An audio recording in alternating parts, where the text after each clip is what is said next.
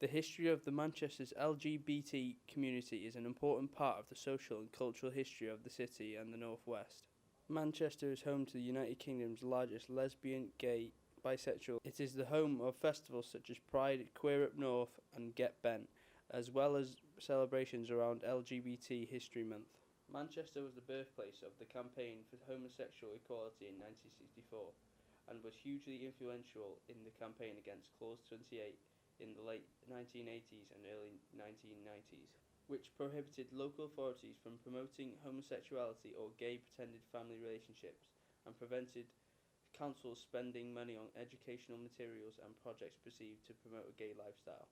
Canal Street is at the heart of Manchester's LGBT community, in particular the nightclub scene, and the New Union, which was built in 1865, is the oldest meeting place for the community in the northwest.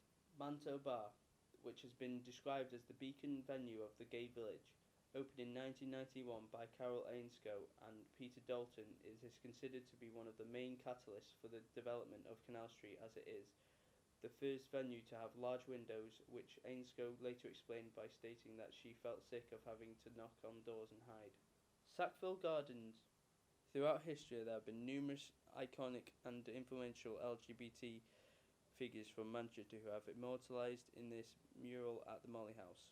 The design of the mural includes artwork by current drag act Anna Silak and was decided upon after competition organised by gay community group Queer Chester, who wanted to include more art in Manchester's gay village.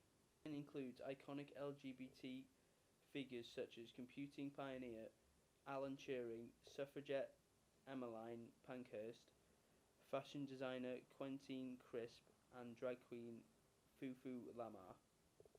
Another key feature of Sackville Gardens is the Beacon of Hope, which commemorates the lives lost to HIV and AIDS. And Manchester offers support for LGBT people, such as the Proud Trust LGBT Centre based on Sydney Street.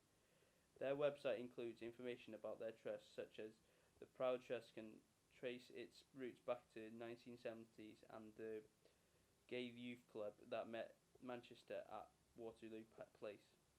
The organisation became a company limited by guarantee in 2005 after extensive consultation with the LGBT young people and youth workers across the Northwest, creating a better support network for LGBT youth groups and young people, keeping young LGBT people on the other people's agendas so that schools, colleges, governments and other organisations considered and addressed LGBT needs, providing opportunities to bring young people together in regional events such as Pride Youth Games, peer educator training and conferences. Well, we're here at the Proud Trust, and this is one of our favourite places to come to here at the LGBT Centre. It's the building that we manage. Most of our Manchester-based youth groups are based in here, and we also have 15 adult user groups as well as our thriving community cafe. And I think if you talk to a lot of people, they will indicate that this place is one of their favourite places within the LGBT community. It's a dry space, it's safe, it's friendly, it's welcoming. So very much here at the Proud Trust. Yeah. We're surrounded by a really diverse community, so we've got two faith organisations next door, we've got the universities, we've got fast food places, you know, the people in the bicycle shop know us, the people in the music shop know us, so we're really part of the community where we're based, which is lovely.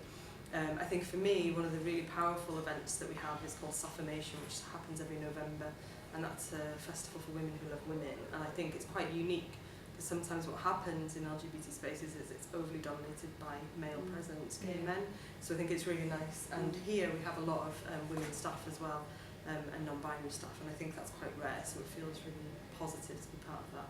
So Canal Street, I think, is a big focal area for lots of lesbian, gay, bisexual and trans people. I think it kind of allows lots of people to come together. It's where lots of memorials take place. You have the Pride weekends that centre around Canal Street. I think for us, because the LGBT Centre isn't in Canal Street, it allows us to cater for people who don't want to be in a very busy space where there's lots of focus on alcohol, casual sex, risk-taking behaviour, that kind of thing. We have a lot of people who are part of faith communities or who are in recovery from drug and alcohol use, lots of young people who can't go into bars. So I think there's a really nice community feel in and around Canal Street because there's so many businesses that cater for LGBT people.